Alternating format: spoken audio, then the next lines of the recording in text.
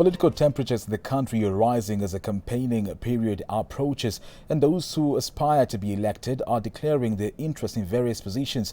Our very own David Kigame had a candid conversation with Reuben Kigame, having produced over 29 albums. His music precedes him, having declared his candidature.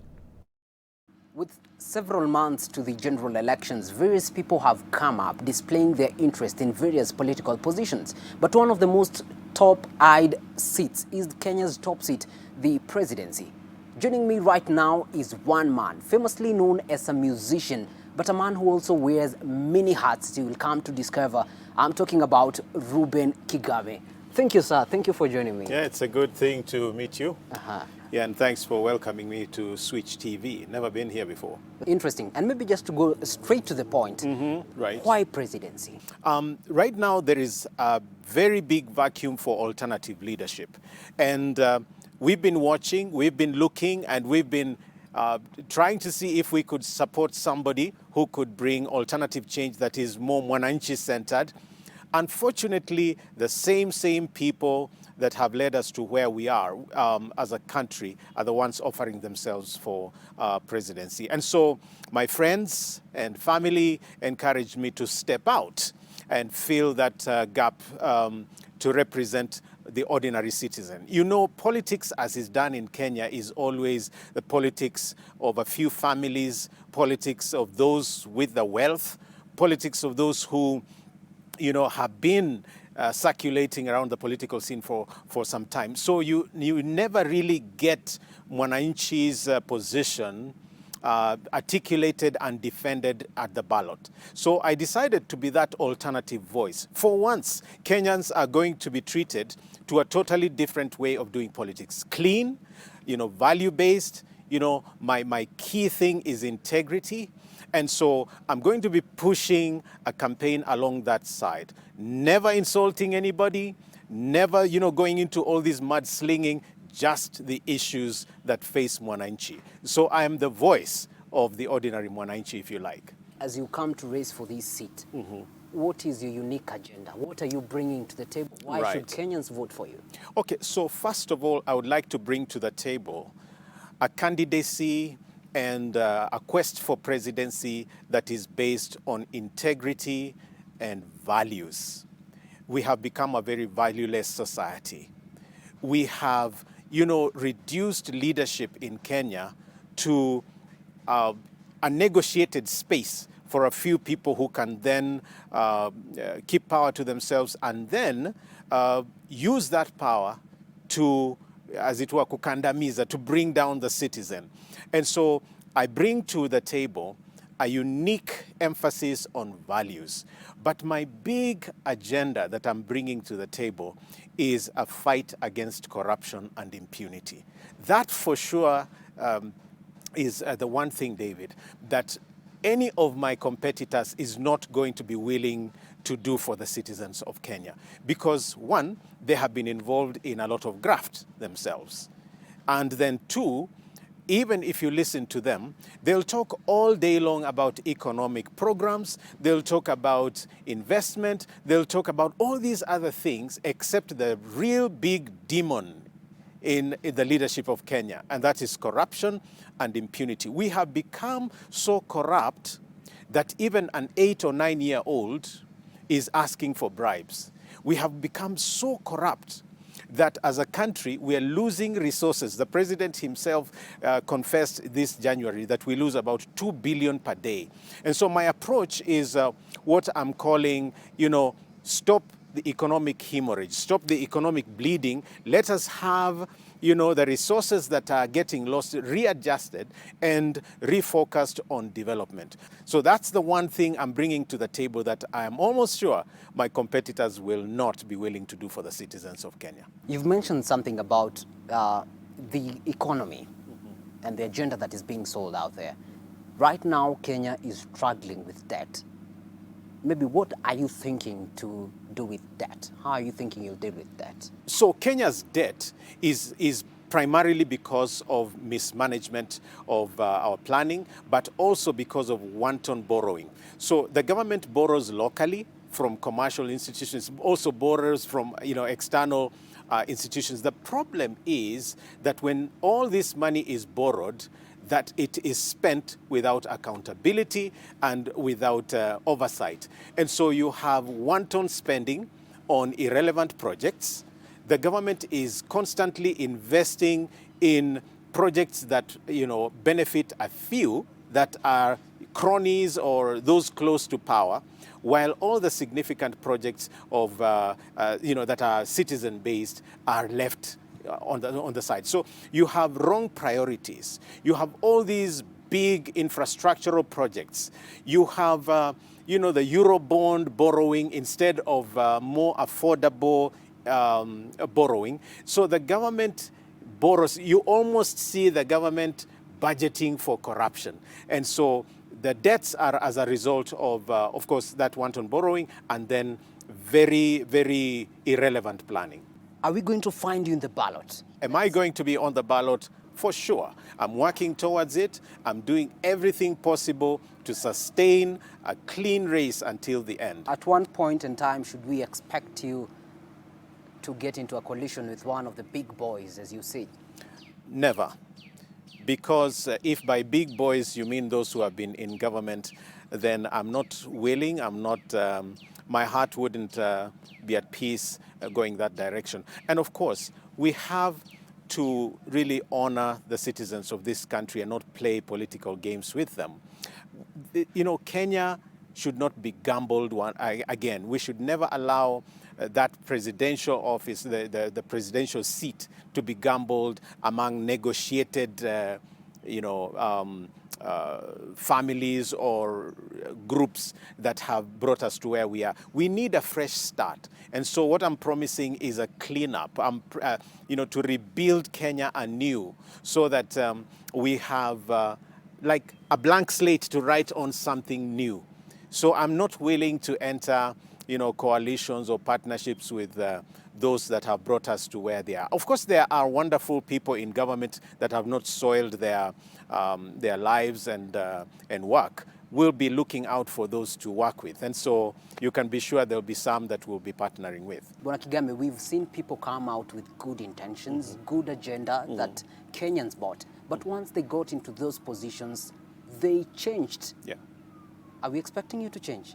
Nobody really knows the future. Maybe that's why some people go into politics without counting the cost. But my faith as a Christian has informed me that I need to be a man of my word. It has also informed me that I should do two things in life, and that is love God and love people. I need to just give you, a back focus here, because a lot of people imagine that because of my strong Christian principle that I would be partisan. No, once you become a president of a nation, you are like a father. Everyone is your child. And so I will be a president not just for Christians, but also for Muslims, for Hindus, and those without faith, atheists and so on. These are all my people. And I will add one thing, even those who don't vote for me, I would still have to serve them like, everybody else that voted for me. So initially we've had the men of faith, or rather people who walked in the lines of Christianity, stand up for political positions, but it has been noted that they have failed. Very few of them have succeeded, majorly in as much as Kenya is counted to be 85% Christians. Will they vote for you this time? So that is the one hypocritical thing about the church, and especially those who turn to someone like me and say, Pius Muiru tried and did not make it. You see, they give Pius Muiru a very bad name, which bad name should be given to them, actually, because Pius Muiru offered himself. They did not elect him. And then they turn around and say, he didn't do well. They're actually the ones who didn't elect one of their own. So who are you banking on to be your greatest supporters come 2022? In fact, the greatest supporters of a Reuben Kigame presidency, I would say, is Kenya as a whole, because my constituency represents persons living with disability that have been disenfranchised. My constituency also includes Christians across, the country. My constituency includes Muslims that are also interested in good values and good governance. And my constituency also, brings together all those who are tired of, hypocrisy, of corruption, of bad governance. And so when I move across the country, I find Kenyans are so tired. And so it's all inclusive. And then I believe that as a teacher, as a mentor for the youth, as a musician, my constituency also includes young people in the arts, a lot of young people in the college. And so I'm really like a president for everybody. I think they're all safe with me. Concern among some Kenyans is yourself, you're visually impaired. Yes. You need help maybe going around your daily activities. How will you run the country?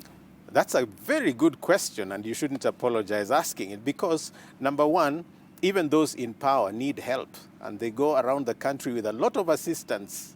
So whether you're looking at Uhuru Kenyatta or William Ruto, they all have all these assistants around them. They never do everything by themselves. Nobody can do everything for themselves anyway.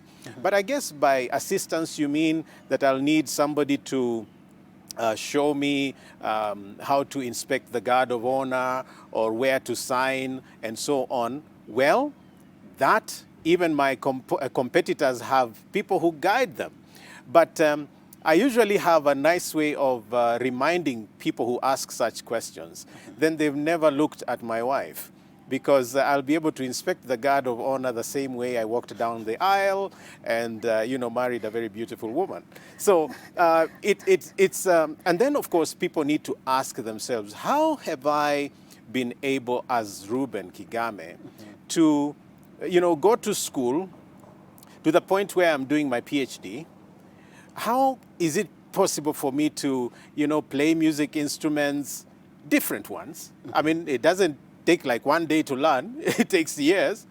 And how is it that I was able to set up a radio station and run it for 10 years as a dreamer and manager of it? How is it that I've worked with different institutions, including, media houses like Royal Media, Family FM, Hope Media? How is it I was able to make it? If I can make it in all these things, run a restaurant, a publishing company and all of that, written books, surely it would be expecting too much for the average citizen of Kenya to think that I'm a desperate, person that needs assistance every step of the way. And, how I'm able to use the computer, how I'm able to use the ordinary phone. Life goes on for me. I can actually lead this country. But I needed to tell you something that maybe nobody will tell you. I believe very strongly that probably Kenya needs a blind president. And the reason is, these eyes you see may actually be the reason why we have reached where we are. Because our leaders are full of greed, and part of the greed is really just what you see. You see somebody's shamba, you want it. You see somebody's house, you want it. You see somebody's car, you want it. You see somebody's wife, you want her. So it has become a culture of sight. You see and get and pillage. I think Kenya has come to a point where they probably could make do with a president who thinks and looks with a heart rather than with these eyes. And also, I really believe that where I am today, I am probably the one person that can listen to citizens more than all of these people, because my policies, my time is spent with the people. I've grown in difficulty and challenge. I have lived with the people. I'm not your ordinary, politician that runs around with 5 or 10 helicopters. No, I live with the people. I have seen hunger. I've seen rainy days. My children have lacked school fees, so I understand. So I'm able to bring to the table the citizen, the ordinary citizen. Bwana Kigame, we have not had you successfully hold any political position before. This is your first time. Do you think you'll survive? You've heard of the system. of the deep state? Are you not threatened? Well, first of all, if I was threatened, I would not be running. Courage is something that anyone can see. For a blind person to be stepping out right now and talking about, restoring values to a valueless country, I think that is something. You offer yourself and then let the citizens decide. It's not for me to say, you must elect me, okay? So you have your options there and you have me. My only plea is this, that come October 2022, as citizens, we should never then go back again and say, oh, we wish we knew we would have elected somebody different. This is a good opportunity to look at the record of everyone, not just the presidency, but right from the MCAs and other offices. Let's look at at who the person is, the character of the individual. And then let's choose people that we know can truly represent our interests. Let's not again regret in 2022 and following. Well, you've heard it all from the man who wears many hats, from a teacher to a journalist, and now venturing into politics. That's all we had for you here. I'm David Kagina. Integrity and values, part of presidential hope for Reuben Kigame's manifesto. Could he be Kenya's fifth president? The answer lies with you, the voter.